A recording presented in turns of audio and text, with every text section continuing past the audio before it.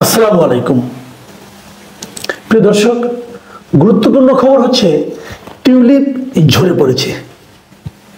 Tulip মানে tulip ফুল নয়।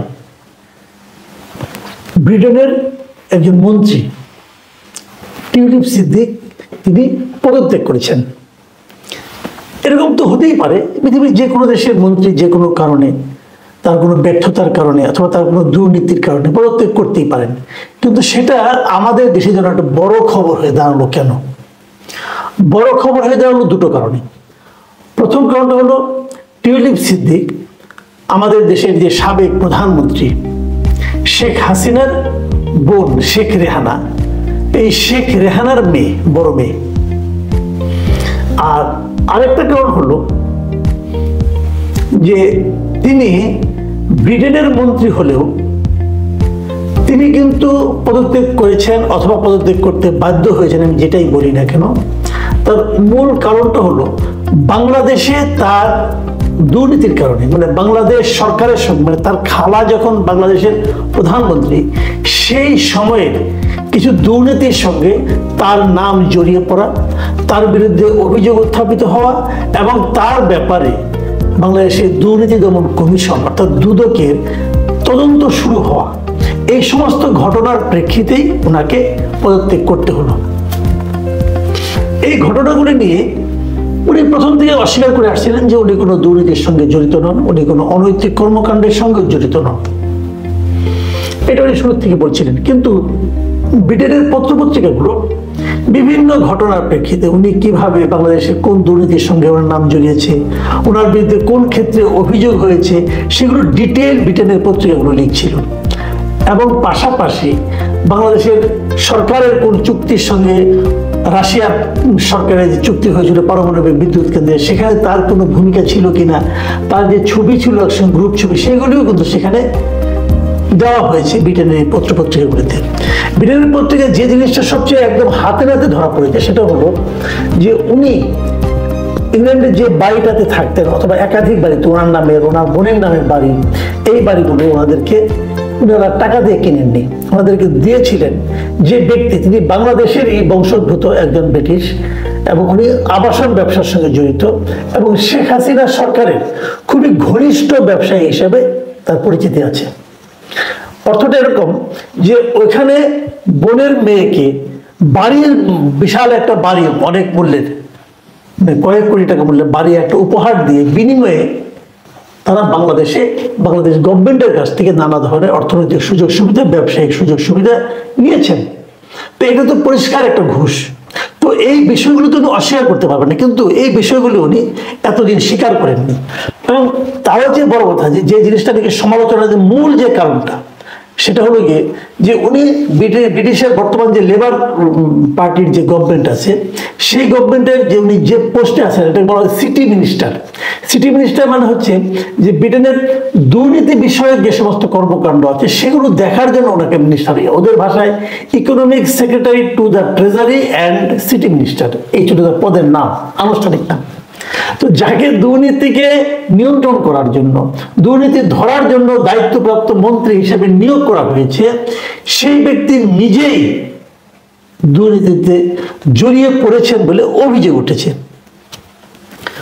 অভিযোগগুলো কিন্তু এখনো প্রমাণ হয়নি এবং উনি এই ঘটনাকে ট্যাকেল দেওয়ার জন্য উনি সেখানকার যে প্রধানমন্ত্রী যে উপদেষ্টা আছেন একজন, ওখানকার যে ব্রিটেনের প্রধানমন্ত্রী উপদেষ্টা, ওটাকে বলা হয় independent advisor on ministerial standards. মানে ওনাদের কাজ হলো এই ধরনের কোনো মন্ত্রী অথবা কোনো এমপি যদি কোনো আচার আচরণ, নীতি নৈতিকতা বিষয়ে যদি কোনো প্রবলেম হয়, কোনো প্রশ্ন ওঠে, তাহলে উনি সেটা তদন্ত করে দেখেন।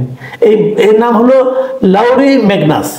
এর কাছে কিন্তু টিউলিপ নিজে একটা রেফারেল পাঠিয়েছিলেন, মানে একটা চিঠি পাঠিয়েছিলেন এবং বলেছিলেন আমার বিষয়টা আপনি তদন্ত করেন। এবং সেই তদন্ত এখন শেষ হয়েছে বলে জানা যায়নি। এই তদন্ত চলাকালেই টিউলিপ সিদ্দিক তার মন্ত্রিত্ব পদ থেকে পদত্যাগ করলেন। গত রাতে উনি পদত্যাগ করেছেন।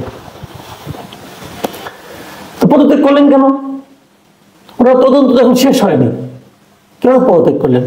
তাহলে তদন্তে কিছু পাওয়া গেছে না? এ ব্যাপারে আবার ব্রিটেনের প্রধানমন্ত্রী যে কিয়ার স্টারমার, উনি কিন্তু আবার অন্য কথা বলেছেন। উনি বলেছেন ওই যে লরি ম্যাগনাসের কাছে যে চিঠিটা উনি পাঠিয়েছিলেন, তিনি নাকি এই বিষয়টা পর্যালোচনা করার পর প্রধানমন্ত্রীকে নিশ্চিত করেছেন যে টিউলিপ কোনো নিয়ম লঙ্ঘন করেননি। যদি নিয়ম লঙ্ঘন না করে থাকেন তাহলে সে কেন পদত্যাগ করলো, এইটা কিন্তু এখনো অস্পষ্ট।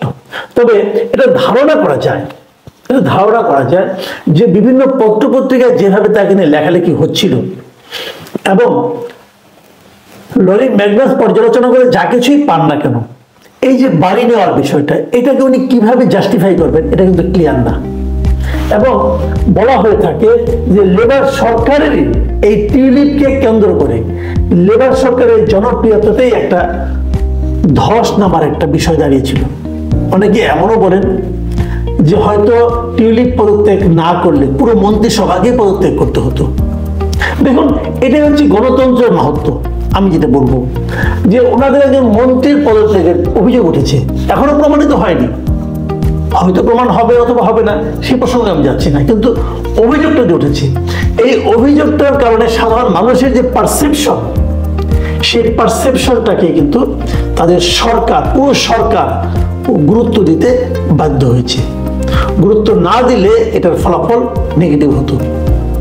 নেগেটিভটা কি, সাধারণ মানুষের কাছে এই সরকার অজনপ্রিয় হয়ে যেত। এই যে সাধারণ মানুষের কাছে অজনপ্রিয় হওয়া অথবা নির্বাচনে পরাজিত হওয়ার আশঙ্কা, আসলে এটাই হচ্ছে যে কোনো দেশের গণতন্ত্রের মূল ভিত্তি, যেটা আমাদের দেশে একেবারেই অনুপস্থিত। আপনারা ভাবুন একটা জিনিস, যে বিগত সরকারের আমলে অথবা তারও আগের সরকারের আমলে, আমাদের অনেক সরকারের আমলে অনেক মন্ত্রী এমপির বিরুদ্ধে কিন্তু নানা ধরনের দুর্নীতির অভিযোগ উঠেছে, বহুবার উঠেছে। কখনো কি শুনেছেন সেই অভিযোগের প্রেক্ষিতে সেই মন্ত্রী অথবা সেই এমপি নিজেরা পদত্যাগ করেছেন, অথবা তাদেরকে পদত্যাগ করার জন্য বাধ্য করা হয়েছে, অথবা সরকার প্রধান তাদেরকে পদত্যাগ করতে বলেছেন? কখনো শুনেছেন? কখনো দেখেছেন? দেখেননি। এতটুকু আত্মসম্মান বোধ আমাদের দেশের মন্ত্রী এমপিদের সাধারণত নেই, কিন্তু থাকা তো উচিত, তা না হলে জবাবদিহিতা কি করে হলো?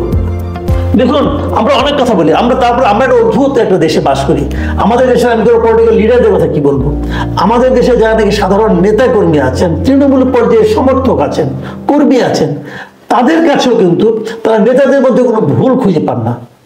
আপনি আওয়ামী লীগের যে কোনো নেতাকর্মীকে জিজ্ঞাসা করবেন, তৃণমূল পর্যায়ের নেতাকর্মীকে জিজ্ঞাসা করবেন, তারা কিন্তু কেউ স্বীকার করবেন না যে শেখ হাসিনা যে গত 15 বছর ব্যাপক দুর্নীতি করেছেন এবং করার সুযোগ করে দিয়েছেন, কেউ স্বীকার করবেন না।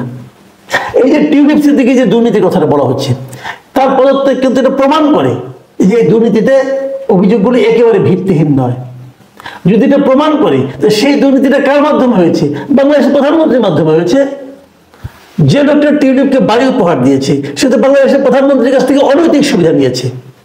বাংলাদেশে কেন দেবে? ব্যবসায়ী কোনো দেয় কিছু বিনিময়ে দেয়। তাহলে প্রধানমন্ত্রী যে দুর্নীতি করেছে এ কথা আওয়ামী লীগের কাউ কিন্তু আপনি স্বীকার করতে পারবেন না, কেউ স্বীকারই করবে না যে শেখ হাসিনা কোনো দুর্নীতি করেছে। শেখ হাসিনার চরিত্র ফুলের মধ্যে পবিত্র, তো এটা বলবে। এস আলম যে এত টাকা নিয়ে গেছে এটা যে শেখ হাসিনা জানতেন, এটাও কেউ স্বীকার করবে না। কোনো দুর্নীতি আমার নেতা করতে পারে না, এই হলো সকল নেতাকর্মীর মনের ভাব এবং প্রকাশিত বক্তব্য। একই কথা আপনি আওয়ামী লীগের মধ্যে পাবেন, বিএনপির মধ্যে। আচ্ছা, আওয়ামী লীগের একটা কথা বলে শেষ করে, আওয়ামী লীগের পার্টটা, এই যে জয় সজীব ওয়াজেদ যে আমেরিকায় থাকেন, রাজার হালে থাকেন, অনেক বাড়ি টাড়ি কিনেছেন এখানে, তো আমরা পত্রপত্রিকায় দেখেছি, প্রমাণপত্র দেখেছি। আচ্ছা, ভদ্রলোক করেনটা কি? ওনার ইনকামটা কি? ওনার চাকরিটা কি? কেউ এই প্রশ্নটা কখনো করেছেন? আপনারা প্রাইম মিনিস্টার কোনো জবাব দিয়েছেন? প্রাইম মিনিস্টার বলে ও করে নাকি ব্যবসা করে, ব্যবসার টাকাটা কোথায় পেলো, মূলধনটা কোথায় পেলো, উনি কত টাকা আসছে চাকরি করতে বাংলাদেশের প্রধানমন্ত্রীর তথ্য প্রযুক্তি উপদেষ্টা হিসাবে? কিভাবে সম্ভব? কেউ প্রশ্ন করে না। আচ্ছা, ঠিক আছে, প্রশ্ন নয় না করলো, তাদের দিক থেকে তো উচিত ছিল জনগণের কাছে স্পষ্ট করা। আমার কিন্তু বিপরীত দিকে আমাকে এই প্রশ্নটা করেছেন। এই যে তারেক রহমান, বিএনপির যে মূল নেতা, উনি যে ইংল্যান্ডে থাকেন, এত বছর ধরে আছেন, উনি করেনটা কি? অর্থটা কোথেকে আসে? টাকা তো আসলে একটা সোর্স লাগবে। টাকাটা কি আসমানি উপায়ে আসে? আসমানি উপায়ে টাকা আসে না ভাই, আসমানি উপায়ে টাকা আসার কোনো নিয়ম নাই। আসমানি উপায়ে জ্ঞান আসতে পারে, টাকা আসে না। তাহলে চলে কিভাবে? তাহলে প্রমাণের জীবনযাপনকে খুব দরিদ্র হালে চলেন উনি, কত চলেন না। তাহলে ওনার সোর্স অফ ইনকাম কি? আমি জানি না। হয়তো জাস্টিফাইড কোনো ইনকাম আছে, আমি জানি না, বলতে পারবো না। তবে আমি আশা করব, আমি দাবি করব যে বিএনপির নেতৃবৃন্দ এবং এমনকি খোদ তারেক রহমানের উচিত হবে এই যে এত বছর উনি কিভাবে চলেছেন, ওনার কি পরিমাণ সম্পদ আছে এবং কি পরিমাণ সম্পদ উনি কিভাবে অর্জন করেছেন তার একটা বিবরণী বাংলাদেশের মানুষের কাছে দেওয়া। যদি উনি দিতে পারেন, যদি উনি দেন, কেবল তাহলেই উনি ওনার নেতা কর্মীদেরকে বলতে পারবেন ভাই আপনারা দুর্নীতি করেন না, বলতে পারবেন আপনারা চাঁদাবাজি করেন না। আর যদি উনি দিতে না পারেন তাহলে ওনার কিন্তু সম্পদ নিয়ে এবং ওনার এত বছরের চলাফেরা নিয়ে, ওনার এত বছরের জীবন ধারণ নিয়ে মানুষের মধ্যে সন্দেহ থেকে যাবে। সেই সন্দেহগ্রস্ত মানুষ যে তার দলের হয় তারা অবাধে লুটপাট করবে। আমরা এই কথাটাই বলি, আপনি নেতা হন, আপনি যত বড় নেতা হবেন আপনি তত বেশি ট্রান্সপারেন্ট হবেন।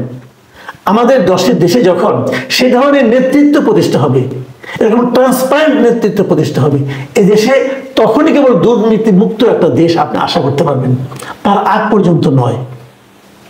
প্রিয় দর্শক, আমি ছোট মানুষ, এত বড় বড় কথা হয়তো আমার মুখে মানায় না, কিন্তু বললাম, সাহস করে বললাম, এই একটা ইস্যুতে এই বললাম।